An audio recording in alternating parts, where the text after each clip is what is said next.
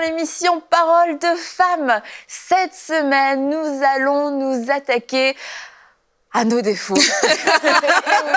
À nos défauts, à vos défauts, à vous sur ce plateau. À nos défauts, à tous. C'est pour ça que ça te fait rire, hein? Parce que c'est pas les tiens. Je pensais à vous, puis d'un seul coup, Au lieu de faire un mail, je fais une émission. comment avoir la victoire sur nos défauts? Non, je me parlais, vous êtes presque parfaite, mesdames, et puisque vous avez aussi cette qualité de l'humilité. On marche par la foi. C'est ça, on marche par la foi et non par la vue. C'est bien, Aurélie. Mais cette semaine, je crois que on va toutes grandir ensemble et que le Saint-Esprit va nous parler, va nous montrer des choses. Et puis, lorsqu'on priait, Aurélie priait justement en disant que tu recevais, qu'il y a des choses qui allaient juste partir directement. Et je crois dans cette parole que tu as reçue. Il y a des choses qui vont partir surnaturellement et immédiatement dans votre vie. Vous allez vivre un renouveau dans tous les domaines de votre vie, parce que quelquefois il suffit d'un défaut, un défaut qui est vraiment fort et qui vient en fait pourrir notre vie, nos relations avec nos enfants, avec notre mari, au travail, ou notre relation tout simplement avec nous-mêmes. Et cette semaine, nous allons parler de la paresse. On va parler aussi de la médisance. Nous allons parler de la jalousie, de la susceptibilité et de la colère. Donc, c'est vraiment 5 défauts. C'est 5 défauts, 5 faiblesses qu'on peut avoir, mais qui peuvent avoir de grandes répercussions. Et dans sa bonté, je crois que Dieu veut tout simplement nous équiper pour arriver à surmonter ces défauts, à triompher de ces défauts, ou tout simplement pour certaines personnes vraiment à être délivrées de ces choses qui ont été distribuées, entre guillemets, à cause de mauvaises habitudes, quelquefois à cause d'un traumatisme, d'une mauvaise expérience. Mais en tout cas, nous allons toutes grandir cette semaine. Amen. Et on attaque avec la paresse. On va commencer tout de suite avec la paresse. Ouais, on a du pain sur la planche. On ira jusqu'au bout de l'émission. Toi, Annabelle, est-ce que t'es paresseuse? Est-ce que je t'en pose des questions? On va parler de la paresse. Comment se débarrasser de la paresse? Et je l'ai déjà dit dans Paroles de femmes, mais c'est vrai que moi, les versets sur la paresse, ça me fait toujours un peu rire parce que je les trouve quand même drôles. Je trouve que Proverbe est assez drôle. Et il y a beaucoup d'humour finalement autour de la paresse, mais quand on regarde la paresse de plus près, il y a aussi beaucoup de dégâts. Vraiment, la paresse peut produire énormément de dégâts, puis bloquer une vie. Ça n'a pas l'air comme ça de se dire « Oh, je vais dormir un peu plus tard ce matin », te dire que ta vie est fichue. Mais la paresse, c'est extrêmement destructeur. Ouais, c'est ça. Mais oui.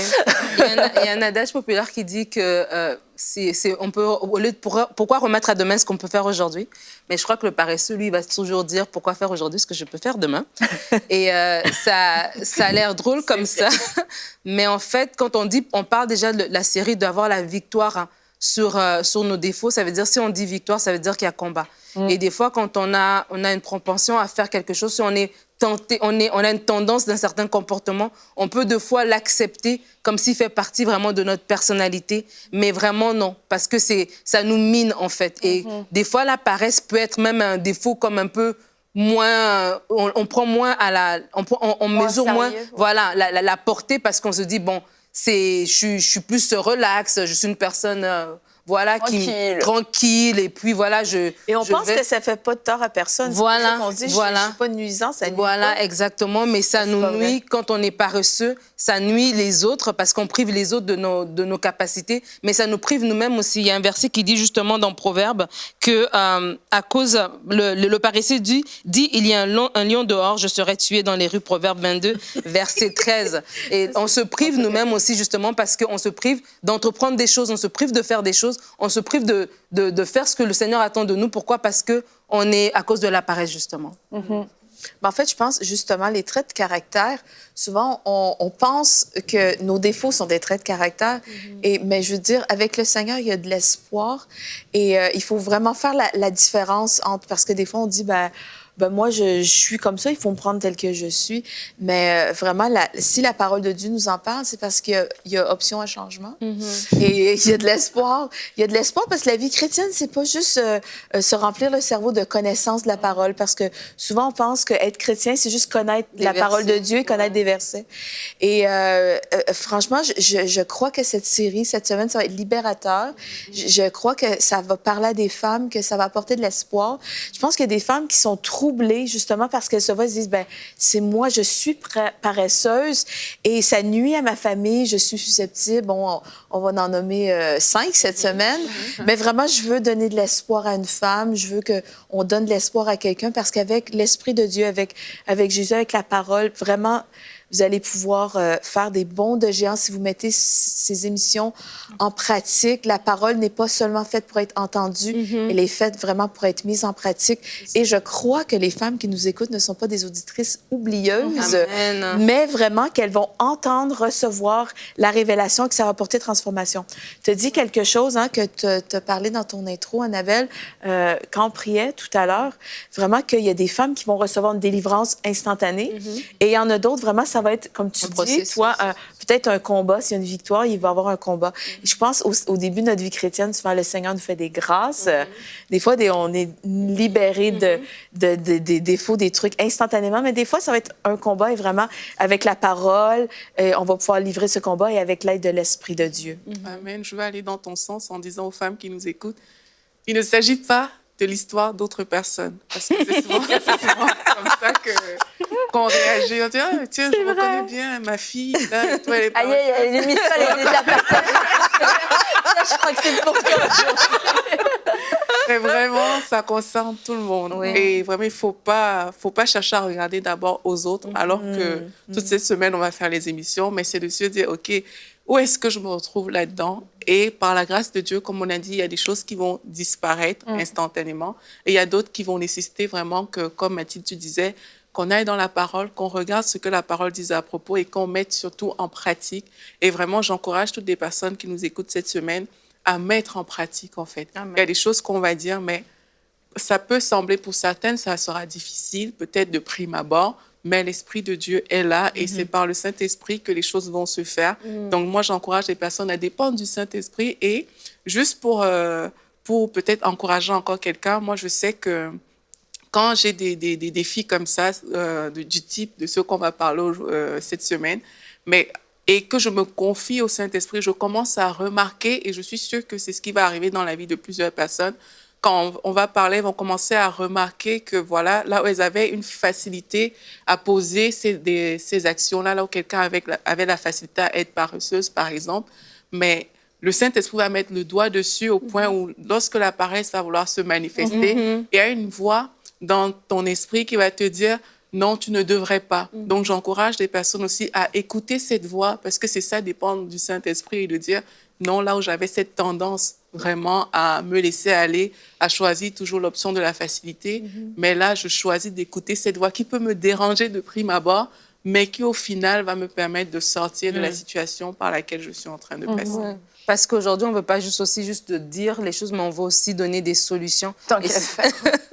Et c'est ça aussi qui est important de savoir. Et comme tu as dit, Mathilde, que dans la parole, il y a des clés, en fait, des solutions qui vont nous aider à sortir de là. C'est la volonté de Dieu qu'on aille de gloire en gloire. C'est la volonté de Dieu qu'on s'épanouisse à notre plein potentiel. Et je crois qu'une personne qui est paresseuse, oui, c'est vrai qu'elle va se dire qu'elle accepte la facilité, mais elle-même aussi, quelque part, elle est consciente que ça, c'est un frein pour elle. C'est un frein pour son épanouissement personnel. C'est un frein peut-être dans son travail. C'est un frein peut-être dans la maison, que ta maison est toujours son dessous-dessous, parce que tu n'arrives pas à juste avoir l'énergie d'organiser les choses. Et je pense qu'aujourd'hui aussi, on va pouvoir aussi donner justement des points précis pour savoir comment est-ce que je peux me débarrasser de ce défaut.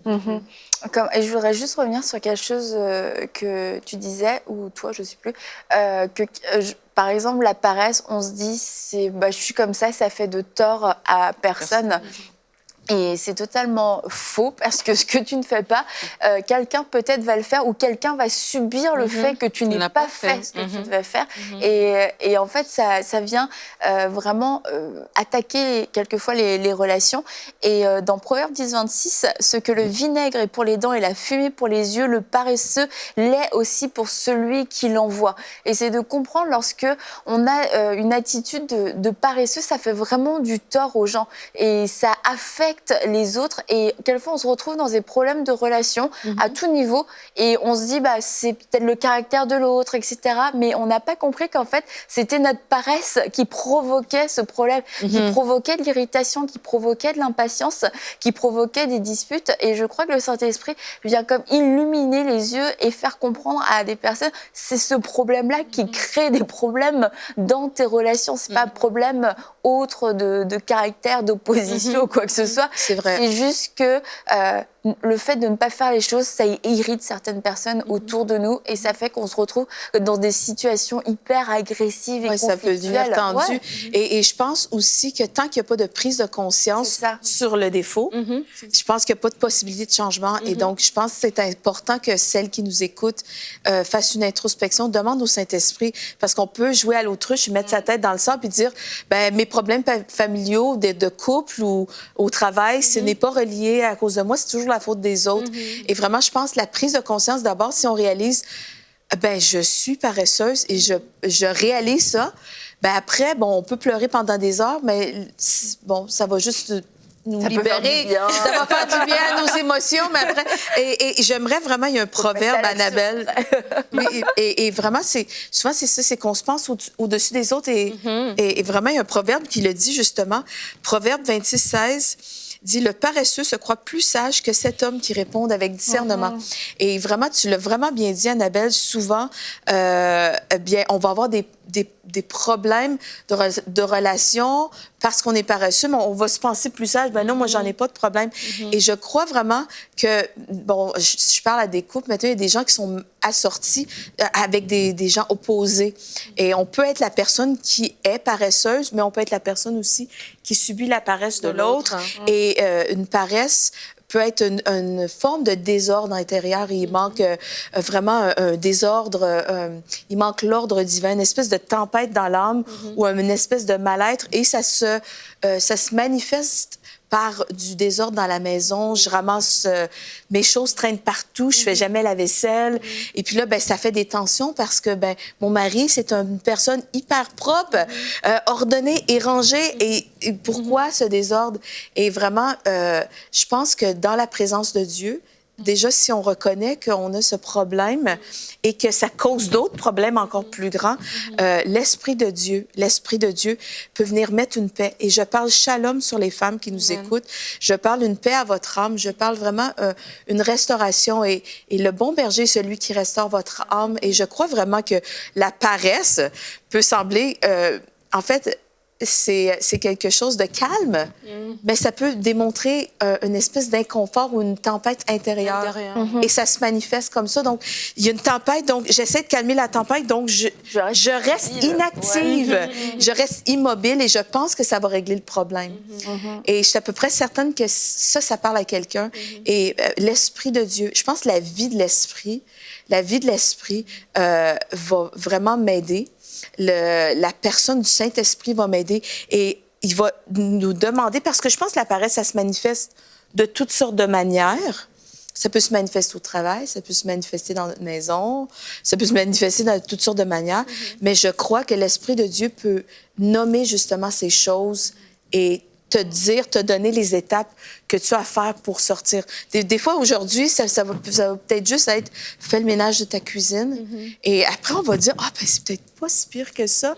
Et on va vaincre ce truc parce que la chair déteste. La chair va détester. La chair déteste le ménage. La chair va détester. Quand tu parles, là, on a parlé de la paresse qui conduit parfois à des dégâts dans les relations ou même dans la maison. Et moi, je pense à la paresse aussi qui fait en sorte que les gens sont inactifs Ouais. et qui subissent la vie, tout simplement parce qu'elles sont paresseuses. Donc, tu restes chez toi et puis tu penses pas à ton lendemain, tu prépares pas ton avenir, mais tu subis les journées, en fait, tu subis les circonstances et tu es dépourvu, tu te dis j'ai pas de solution. Mais ça vient aussi de la paresse de plusieurs personnes, tout simplement parce que tu t'es pas arrêté pour travailler, pour dire ok, voici mon agenda, voici ce que je vais faire demain, voici comment ma journée de demain sera. Mais tu as laissé les choses se faire comme ça, en pensant que, voilà, le proverbe va vers la fourmi paresseuse. Ouais. La fourmi, on dit qu'elle elle se prépare en fait en vue des choses à venir, en vue de la prochaine saison. Et parfois, tu prépares pas ton lendemain, tu sais pas ce que tu vas faire demain, mais la Bible t'appelle paresseux parce que tu ne te prépares pas en fait pour les choses à venir. Et ça aussi, c'est important parce que là, même si ça n'implique pas forcément d'autres personnes, ça concerne quand même la vie de tous les jours, ça concerne quand même notre vie. Donc, il faut sortir de cette forme de paresse-là. Moi, je pense aussi à certaines personnes vraiment par goût de facilité qui acceptent la compromission à différents niveaux. Ça, c'est de la paresse, parfois, de ne pas vouloir travailler, qui fait que voilà, tu acceptes d'aller peut-être avec un monsieur qui est plus riche sans consulter le Seigneur. Toutes ces choses, ça a l'air simple comme ça, mais ça relève aussi de la paresse. C'est pas juste le fait qu'on ne sache pas certaines choses, mais la paresse traite des idées qui nous limitent beaucoup. La paresse traite des choses qui nous éloignent de la volonté de Dieu. Et la paresse limite aussi notre vie, en plus de limiter toutes nos relations, comme on a pu le voir tout à l'heure. Et il y a des choses, c'est de la paresse en fait, mais toutes les paresses, je dirais, n'ont pas les mêmes racines. Voilà. Parfois, c'est vraiment C'est parce vrai. que on n'a pas envie de faire, on n'a pas envie de faire d'efforts. Mais là où c'est vraiment important que le Saint-Esprit vienne parler, c'est quand il y a des racines, quelquefois, de peur, en fait. On a peur d'entreprendre, on a peur d'innover, on a peur de se lancer. Et du coup, on choisit la paresse. Mais c'était pas de la paresse au début, c'est devenu comme de la paresse parce qu'on subit, parce qu'on ne sait pas comment faire. Et c'est de se dire, pourquoi est-ce que je suis comme ça? Pourquoi est-ce que je subis la vie? Pourquoi est-ce que je commence des choses et je finis pas? Pourquoi aujourd'hui je commence même plus rien? Et en fait, souvent, on peut voir que c'est relié à un échec.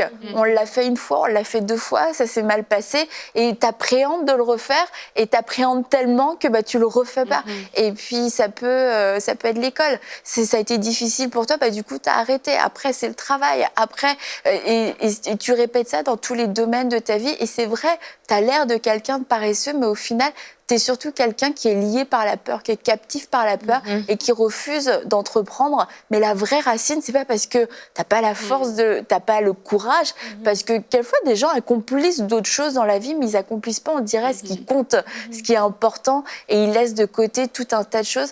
Et quand c'est une racine de peur, c'est de demander au Seigneur, mais je vais être délivrée, et puis peut-être, j'ai peut-être besoin d'une guérison, parce que c'est cet événement qui, en fait, me nourrit depuis tant d'années et me pousse dans cette direction qui n'était pas du tout dans ton plan. Et en fait, c'est vraiment incroyable quelquefois ce que le Saint-Esprit peut nous révéler, et puis de découvrir, en fait, ce fil invisible qui nous dirige depuis tant et tant d'années, et de dire, en fait, j'étais pas paresseuse, c'est juste que j'étais peureux. Je sais pas si c'était mieux, mais en tout cas, déraciner la vraie racine, c'est ultra efficace. Mais c'est important ce qu'on est en train de dire, en fait, c'est parce que différents types de paresse, comme tu dis, peuvent déceler différentes choses chez différentes personnes. Il y a des personnes pour qui c'est vraiment un manque de motivation intérieure parce qu'on n'a pas de but. On a des fois, c'est un manque d'estime de soi-même, en fait, de se dire, moi, je ne sers à rien, et puis il n'y a rien que je peux faire, je me laisse aller, et puis je laisse.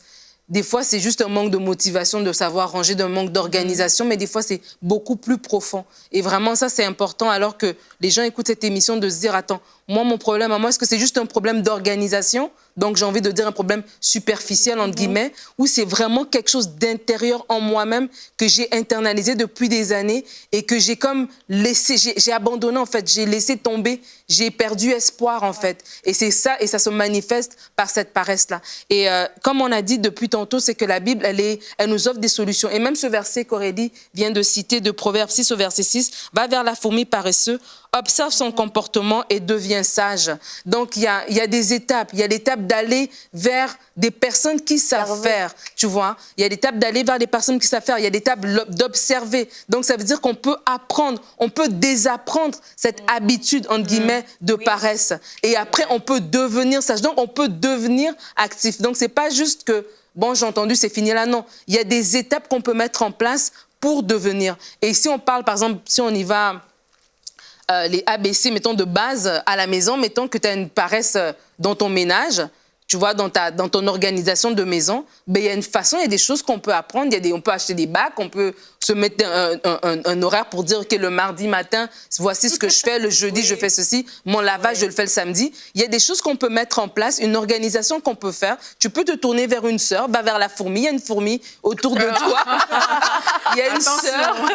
Il y a une sœur qui sait faire, qui elle est habilitée dans quelque chose que tu as remarqué. Tu dis, le Seigneur va te montrer la personne qui, elle aussi, a le désir de partager sa connaissance et tu vas t'améliorer et tu vas te sortir de là. Parce que comme on a dit, je crois, depuis le début, c'est que c'est un frein à ton épanouissement personnel. Tu vas priver les autres des bénédictions qui sont en toi parce que tu es renfermé sur toi et tu te prives à toi-même de tous les plans de bonheur que le Seigneur a pour toi à cause de cette paresse, en fait.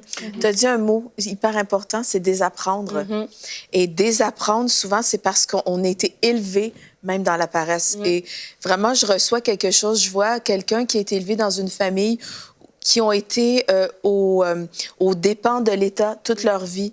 Des gens qui ont été élevés sur l'aide sociale et ça a développé une paresse, mais cette paresse est comme transmise de génération en génération. Ben, moi, mon père n'a jamais travaillé fort, ma mère non plus.